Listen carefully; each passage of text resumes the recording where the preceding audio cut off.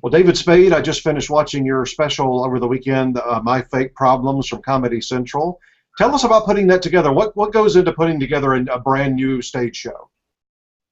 Chris, good question. Let everyone soak in my crummy house. Got like a cork board behind me, old pictures from like 15. I started to use that, and then like 7 years later, I go, I never put anything else on there. There's a good picture right there, old SNL.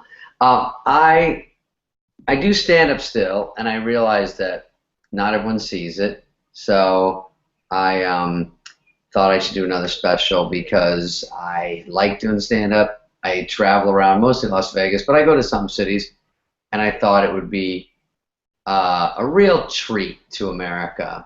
I really feel like I owe America this. No, I'm kidding.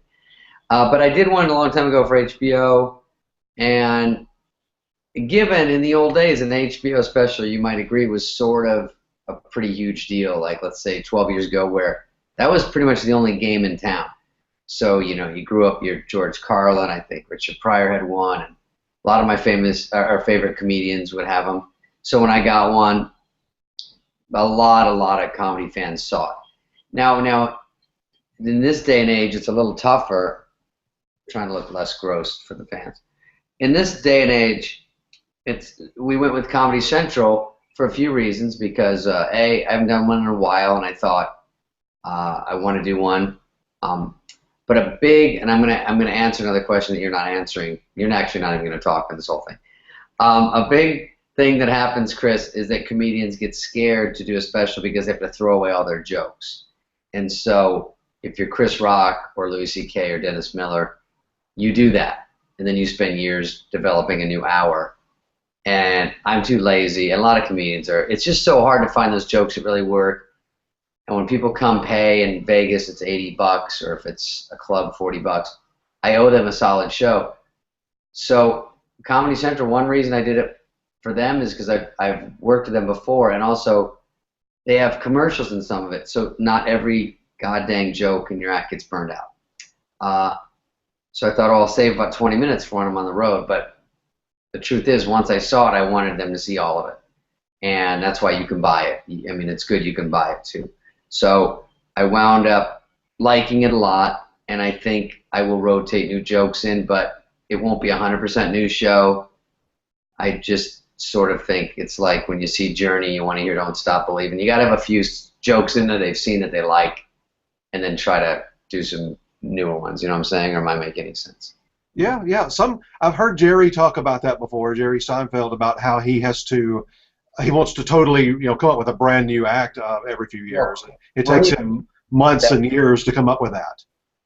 Yeah, he's better than me. He's great, and in fairness, when I was a full-blooded comedian, which got me into this business, I was really on top of it because I would go on 5 shows a week, 7 shows, Now I don't get to. I'm usually on a TV show or on a set of some sort. I just can't put the effort in, but I really have a lot of pride in the jokes, and I love writing it, so I still work on it. I just don't have the outlet as much, and when I do it, I try to practice around here because I don't want to give the crowd a crummy show.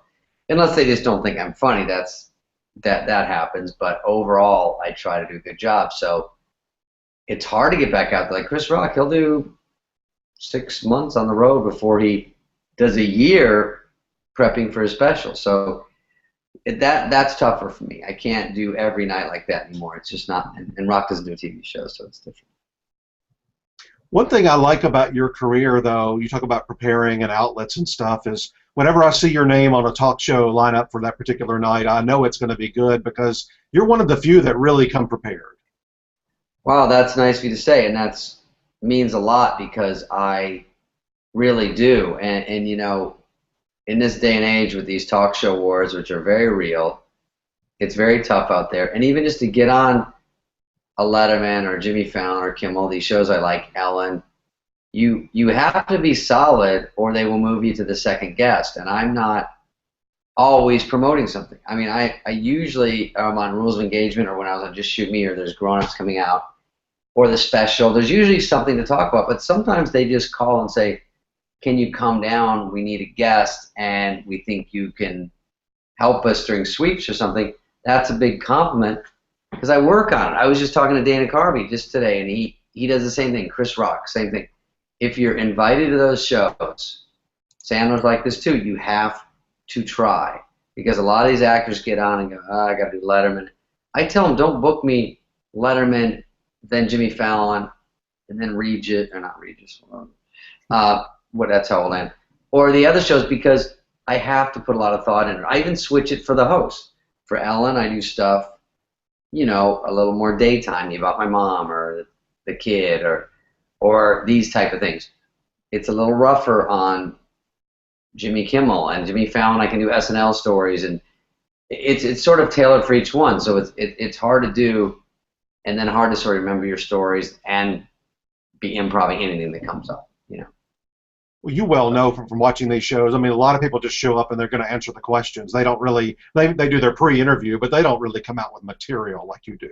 Right. Last time I was on Kimmel, I did a bit, which I would love to do even in a show. It was about a pre-interviewer because it's such a sort of known thing to people, but it's not as known as it is in the real Hollywood world of you don't go on those shows without everything being vetted. Like there is no real spontaneity. There is some, but it's not planned. I mean, you walk out and they're like, how's your dog? How was your 4th of July? It sounds very casual, but they have talked to you beforehand about all those stories. And I played a pre-interviewing segment producer interviewing Julie Bowen and just shooting down all her ideas. Because what happens is sometimes you do these shows and they politically it disagrees with the host. So they go, oh, I wouldn't do that. And you go, oh, I have a funny story about my dog. Oh, his dog died recently. Please don't bring that up. And you're like, ugh. So you have to sort of get around that person and get through that process. And then your favorite story you want to tell, they sometimes say, that's at the end after the second commercial. I'm like, I'm not even out there after the second commercial. They go, oh, yeah, you might not get to it then. So they sort of control your destiny out there. And as Chris Rock says, he goes, take the one thing they don't want you to do and open with it. Go right out and say it to the host. That'll shake it all up. I go, well, it's a good way not to get invited back. But if it works, they love it. If it doesn't work, you don't get invited back. Yeah, I've had the fortune of talking to Bob Newhart last summer and David Steinberg a few weeks ago, and they were talking about Johnny Carson. And they said, now, he wouldn't do this for many people, maybe 5 or 6 people that he really felt like he could do this for, but they would do the pre-interviews all those years. They'd come out, and he would totally throw it out and ask them about things that they were not prepared for at all. But they love that, and the audience loved that. Yeah, I mean, I am sort of in show business, and I did not know this is how it worked. Like, I thought I was tricked, and it's a very smooth trick. It's like Santa Claus, where everyone's in on it. Like, they do not make it seem like they're prepping these questions for you, you know? And they're feeding you, and you're sort of prepared to talk. If you're a mom, if you're Jennifer Garner, and you're at home all day, you talk about your kids, and then you go on the next show and you tell the same story. Next show, same story. We did a funny thing on the Showbiz show where we had Vin Diesel start a story on one show, like, you know, Regis and Kelly, and he did it on 8 shows, so we just continued the story on all 8 shows until he finished it, because he had one, like, funny set story. And it was sort of outing him, but the truth is we've all done it. I'll sort of say, I saw Amy Schumer, and she's like, I said some joke was funny she did. She goes, could I do it on Stern, and then you think I could do it also on this? And I said, what I do is do, like, it on Letterman and then maybe on the Today Show, because they're sort of a different audience. You can get away with it. But if you go Kimmel and then Fallon and do the same thing, you might get people going, didn't you just tell that the other day? So it's tougher than it seems, even though to people listening it all sounds like stupid, but it's a little hard. And then well, now that everybody's in New York almost, it's really getting on my nerves when you've got somebody out doing a movie and you know that they're doing that week of, I mean, they'll do like Dave, Jimmy, Seth, and say Jon Stewart all in a week, and they'll show the same clips and tell the exact same stories. Yeah, they're coming here. I think I did something wrong. Am I dark? No, you look good. Just made this box. What does that mean? It's like part of it. I did something wrong. Let's cancel. Ooh. Oh, there you go. Ooh, sorry. Oh, you're good. You're good. I almost tapped out. Say it again. You say, because everything's in New York. Oh, I said because everything's in New York now, almost all the shows, you might have especially an actor, not a comedian actor, but an actor come out and they're on Dave and Seth and Jimmy and Jon Stewart all in one week with the exact same clip and the exact same stories. It is tough. I try to send different clips out, even with the comedy special. The problem is I'm not. Well, this is one part of that question which you didn't even ask, but the clips are a whole thing because a lot of them don't like to show them. I don't think Letterman likes to show clips. But the special, they were showing them, but I tell stories, and a lot of my jokes are 2 minutes or 3 minutes long. I'm just talking about like when I got my hernia or something that happened to me, or you know what I mean. I try to bulk them out to a story with a lot of tentpole jokes in the middle. But to run a clip that's 20 seconds, you need like a 20-second joke. And so I pulled out a few that were just jokes. They were like not very representative of most of the act, but you can get them like this. It's like a setup punchline, then like, okay, we're out. You know what I mean? Like that loft apartment store or joke. I say I used to live in a loft apartment, and when I went to look at it, the bed was sticking out of the wall, so you had more room down here. And I'd never seen that, and you have to take a ladder to get to it, and the landlord said, listen, it's pretty rickety up there, it's not too sturdy, I don't want more than 500 pounds up there. And I go, trust me, I don't want more.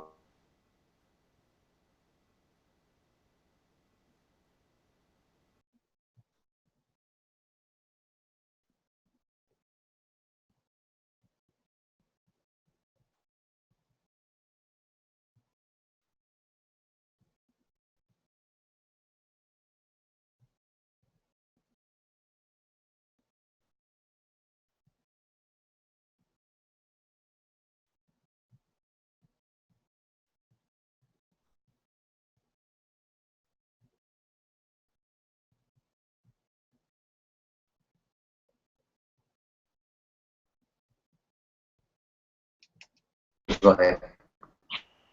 This is such a dumb story, I'm gonna have to have a statue. Yeah, Oh, there you go. There you go. I know, he goes away. Oh, I'm Froze for sorry, about buddy. 30 seconds there, but you're back. I was so good, it was my best stuff. You missed it all. Right on the punchline, you were gone. No, really? Yeah. On the loft one? Now they'll have to watch the special. Oh my God, I know. People are going to watch just because of that. They'll be like, I got to get to the end of that doozy. I look so stupid. My hair is still wet. I have no makeup on. I realize this is how I look in my house all day, and I feel horrible for anyone that comes over. I don't look at the screen when I talk to you because it's a second behind, and I look nuts. So I keep looking over here. Well, in the live version, it looks okay. Okay, good. Yeah, yeah. I want to do all these filters to myself, like I'm on Instagram. There's nothing I can do. I'm helpless. Well, I got to ask you about one section of your special. We're an awards website, so when you started talking about the Oscars, I love that. What? Tell us your theory on the world of Academy Awards. I think I was saying that when people ask me if acting is easy because it looks easy on TV, they go, "Oh, Grown-Ups looks like it's easy," and it is. I mean, it's so funny to make it sound harder than it is. I mean, some people are very good at it, 5%. The rest are just sort of hitting their mark. And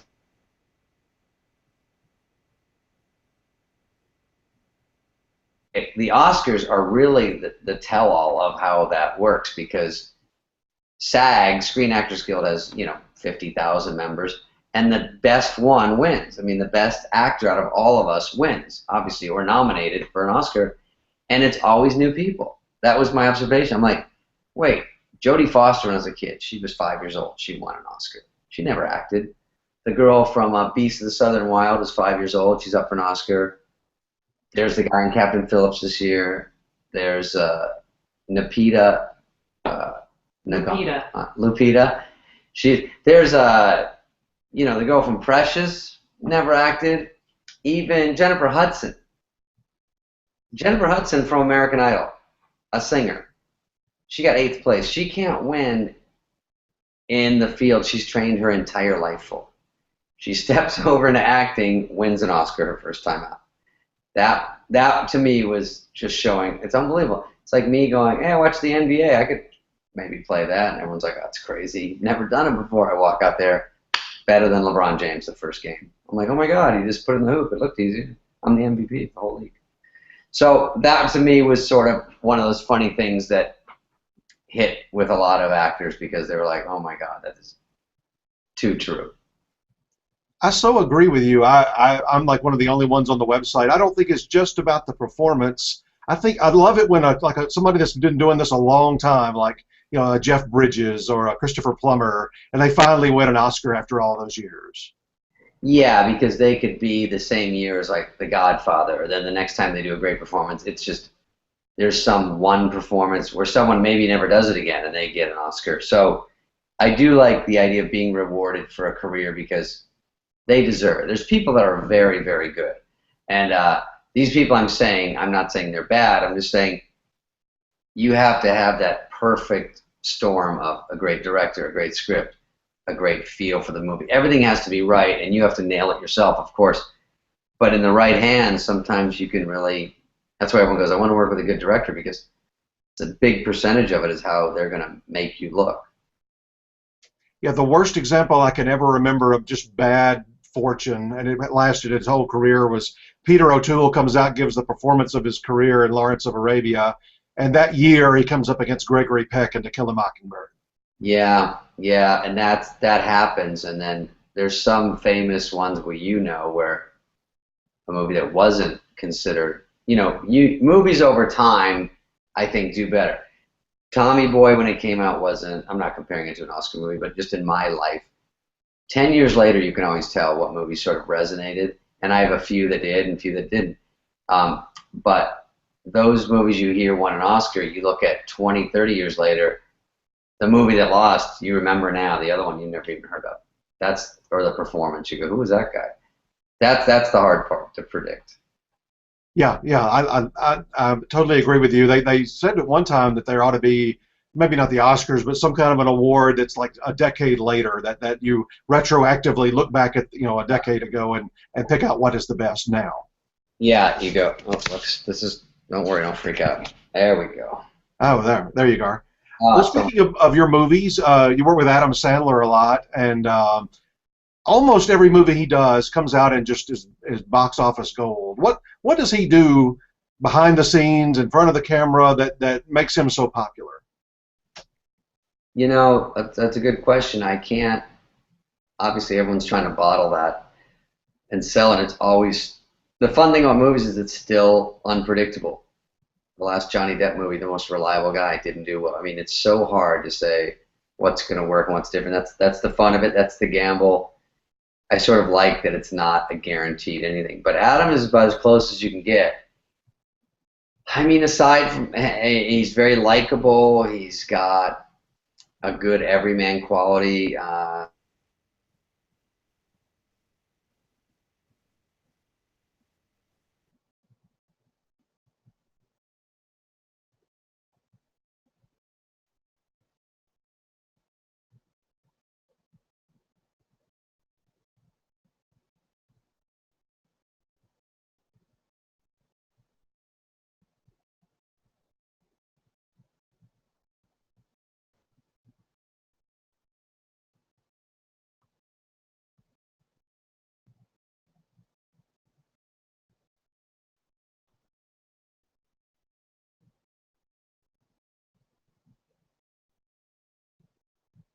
Those things where he's a sort of a movie star.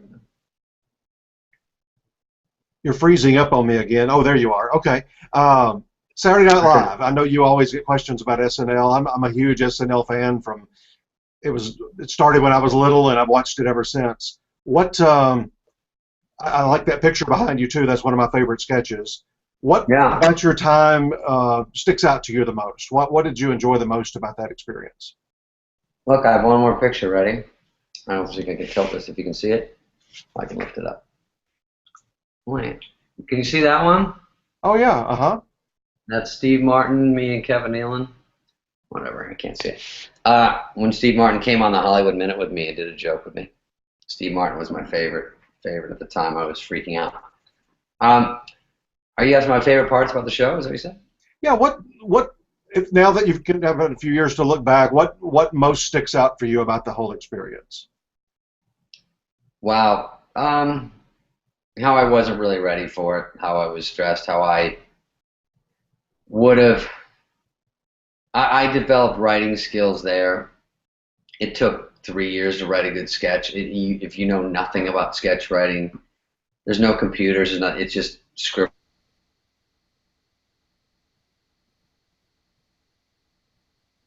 Was a sort of funny comedian that got hired, and when they say you're a writer too, I was like, I don't want to be. I just want to write for me and have people write for me. That would be great, but wasn't the case. So I don't know how I could have prepared for that tough and the pressure I put on myself. And I think it's nice if people, even like you, that remember I did stuff on there that was funny, because when I was there, I couldn't have been beat down more. Like, you're not getting stuff on for weeks at a time. I mean, in my 6 years, I probably got a solid year's worth of good stuff on, you know, and consistently being on. But when I'm there, I'm off for 4 shows.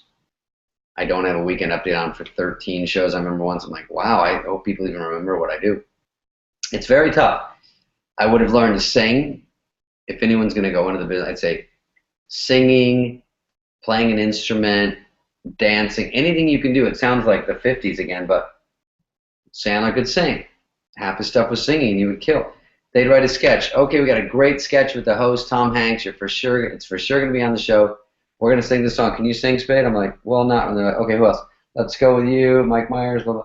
And you're like, wow, I'm not in that sketch. Just, I can't sing, you know. So all those, you need every weapon you have for a show like Saturday Night Live. And the people that do all that do well and be really funny and be able to write. I think I've stayed around because I can write.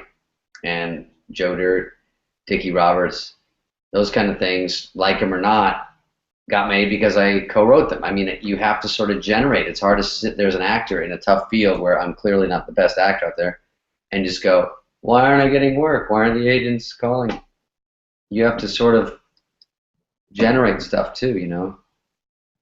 And you've gone back to host twice. How was that different than being there every week?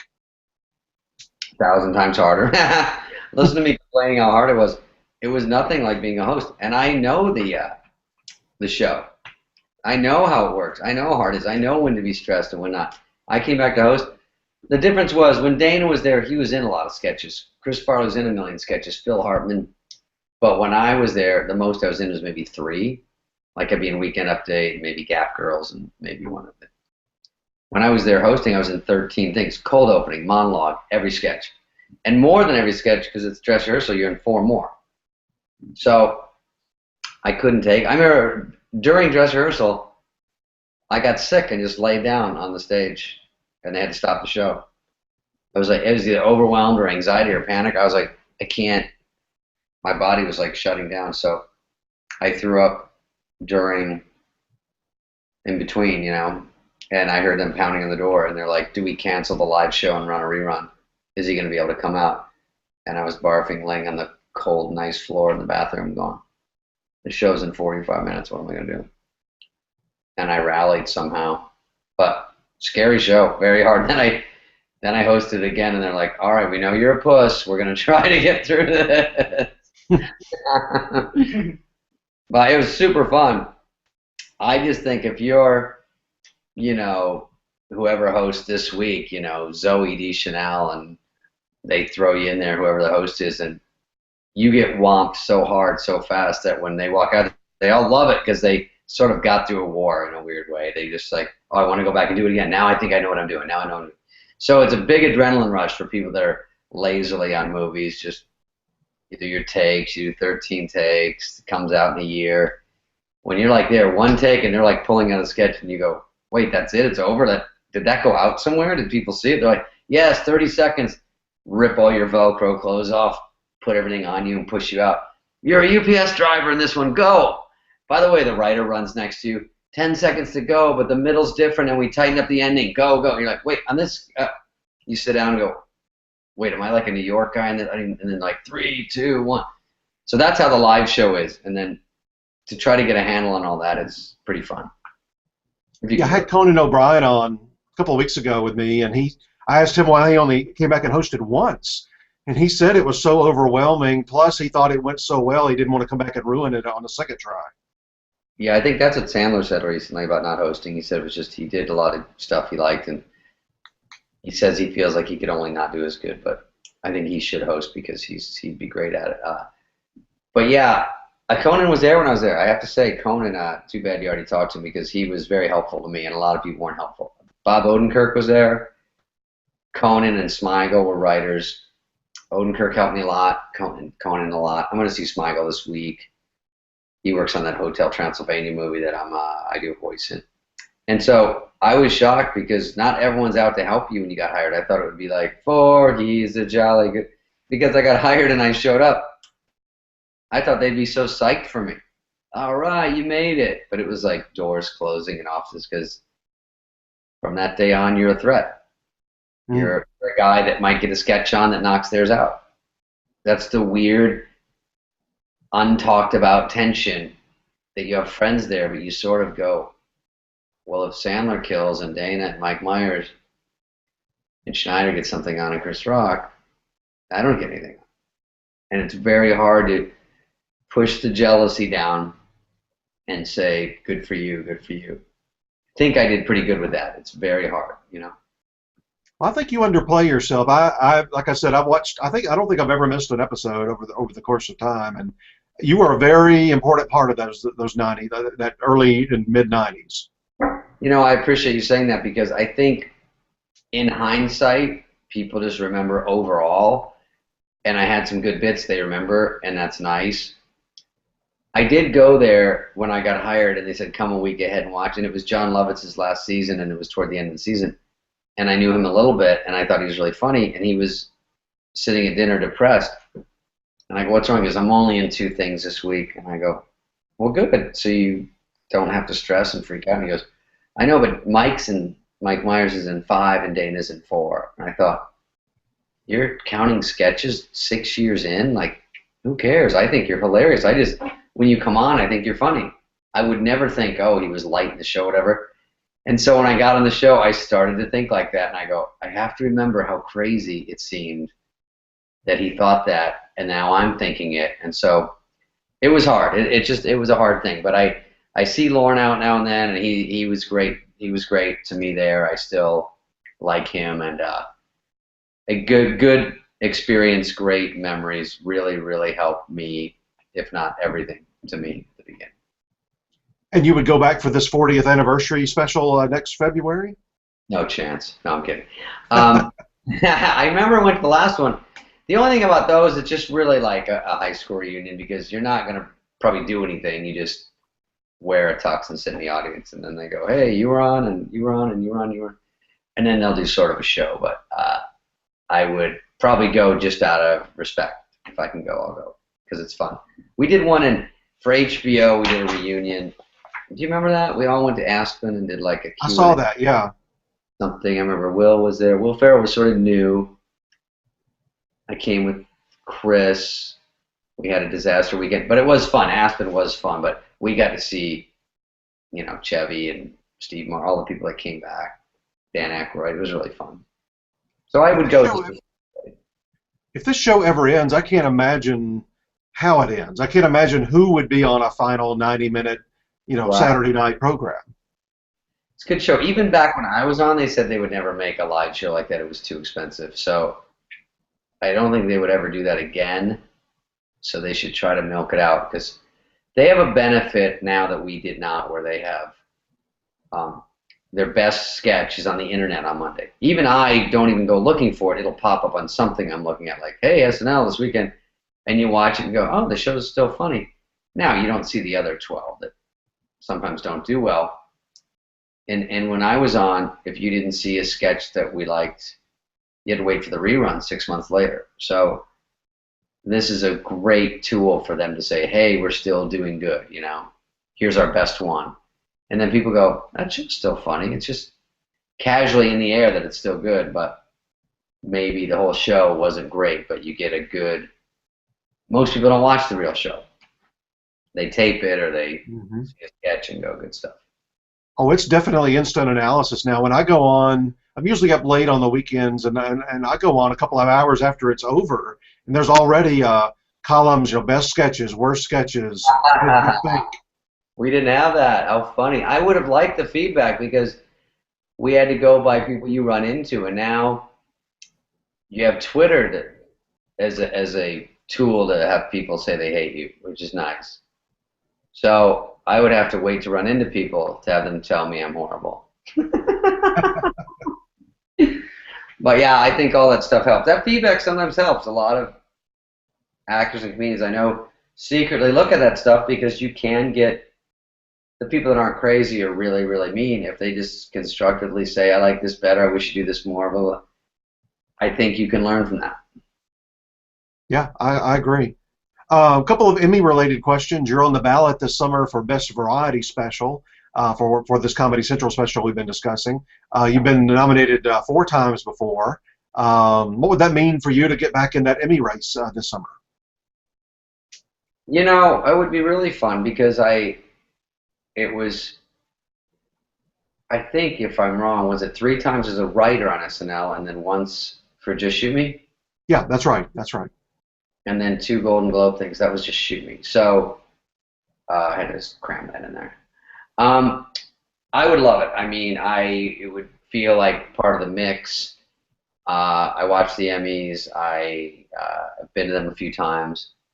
So I like it. It would mean a lot. It'd be more fun, especially for a comedy special where it's like I wrote and I'm in it and it's sort of my thing, pretty much. So that would be exciting to me. I don't know if I'm up against like other specials or if you're up against Letterman and Jon Stewart, and then that gets into too tough.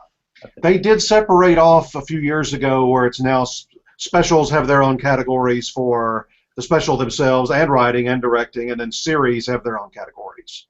So what am I up against? Just the comedy specials, or would No, it be not just comedy. There's normally every year a comedy special or 2 will get in there. I fully expect like Billy Crystal's Broadway show probably will be nominated. Sundays, but you would be up against like the Kennedy Center Honors and the Bruce Springsteen special recently on HBO, that kind of stuff. Yeah, okay, so this might not happen. But there's almost always a comedy special or 2. Yeah, and there's 6 nominees. As long as there's no Louis C.K., I might have a chance. But he didn't have one this year. He's been up the last couple of years. No, he's great. That's why he's too good. But it's fun. It's fun to be in the mix about it. It's fun to have it out there and people see it. I was really glad. I don't think, and I said Twitter and Instagram before, I don't think I've had more immediate commentary about anything I've done when the special aired. It was pouring in that night. I couldn't keep up with it. So just that alone was really nice to go, okay, my stand-up's out there. People saw it. The work paid off. I like people to see it. I hear from comedians I like out of the blue, call, Twitter, whatever, say something positive. Most people say, oh, I had some guy on Stern say, I didn't ever know Spade was funny. That's a double-edged compliment. It is funny. I mean, I'm like, well, you've had a few swings at seeing me over 20 years, so if you're still not sold, I like that. While I leaned at the tape at the end, I got you on something. But that's true. I mean, if you're not a fan of mine, you probably wouldn't like it. But there's some stuff in there where people would say, never really cared either way, but I really have to say the special's funny. So that's good. At least I'm still trying out there to win them over. Well, the 2 biggest things I would think from your perspective is, one, if it leads to more bookings, if people suddenly want you to come to their arenas or their coliseums or their auditoriums, but it's also, secondly, like you said, if the comedians that you respect have good things to say about that, then that's wonderful.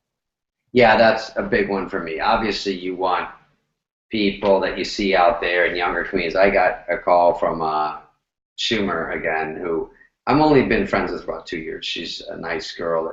I saw her live, and I thought she was really strong. So we just interviewed her last week. She was a lot of fun. Oh yeah, and so we buddied up a little bit. But she called me to say I was at the Comedy Cellar, and all these young comedians were talking about your special, and they didn't know your stand-up. So she said you got a lot of good feedback. Just thought you should know, which is nice because it's a stupid little quick phone call, but that means a lot. That happened. I like that. I'll see stuff on people. I'll listen to Howard Stern and then email him one day, hey, I like this bit you did, or just even this one line you said. It's always nice to pass that around, because sometimes you get in your bubble and you think everyone's fawning all over you, and no one says they saw you in Letterman. No one mentions one thing because you've done it so much. So it's good to pass the word around, and I thought that's nice to hear. One of your Emmy losses was to David Hyde Pierce, and you can't really fault that one because nobody could beat him in those days. No, the grossest part was I literally reenacted exactly. I'm sitting here in my stupid tux that's too tight because I was probably getting fat. And then they go, I totally forgot about David Hyde Pierce. They just go, and the Emmy goes to David Hyde Pierce. I literally moved maybe an inch and a half up when I heard my name. I go, Then I went, oh. I go, please, was that not detectable? And everyone was like, so gross, you thought it was you. Oh, there's a couple of good Oscar stories about that. I don't remember. I mean, there's more than two, but way before TV, Frank Capra won one year, and there was another Frank director that actually got up out of his seat thinking they'd called his name way back in the 30s. And then the year that Richard Dreyfuss won, Richard Burton had been nominated at the Oscars 6 or 7 times, and they said Richard, and he thought, okay, this is it, and he didn't win. Well, Golden Globes, I got whomped one year by Gregory Peck, who I'm always seeing at auditions. Well, that brings everything full circle. That you're like Peter O'Toole. Yeah, can you believe Gregory Peck was in Moby Dick? Of course I remember this because I was, first of all, at the Golden Globes, I'm sitting in the back in, La Mirada, where they seat the TV people, and then I need a trolley to get up there even if I won. But they go, Gregory Peck, and I'm like, Gregory Peck? I'm up against him somehow? It was literally a supporting actor in TV, miniseries, or movies on TV. So it was or drama. So me and guys from ER. The fact that I made it that far was good. And then Gregory Peck won for 90 seconds in Moby Dick, and he goes, I can't believe I won. I was only on the screen for 90 seconds. I'm in the back going, I can't believe it either. And then Don Cheadle the next year beat me. So at least I'm getting beat by good people. That's right. That's right. You couldn't forgive it if it was somebody you didn't respect. Yeah. So if the Kennedy Center Honors or Bruce Springsteen or Billy Crystal beat you this year, that's okay. I'm ready. I'm bracing myself, but I do. I appreciate you talking to me, and I appreciate getting the word out. And if people get to see it, that's the fun part. And if I win awards for these blank walls, that'll help too. Well, I really am glad I watched it this weekend, and I'm a big fan of yours all the way back to SNL, and it's really good to talk to you today. Thank you, buddy. I appreciate it, and thanks to people who watched.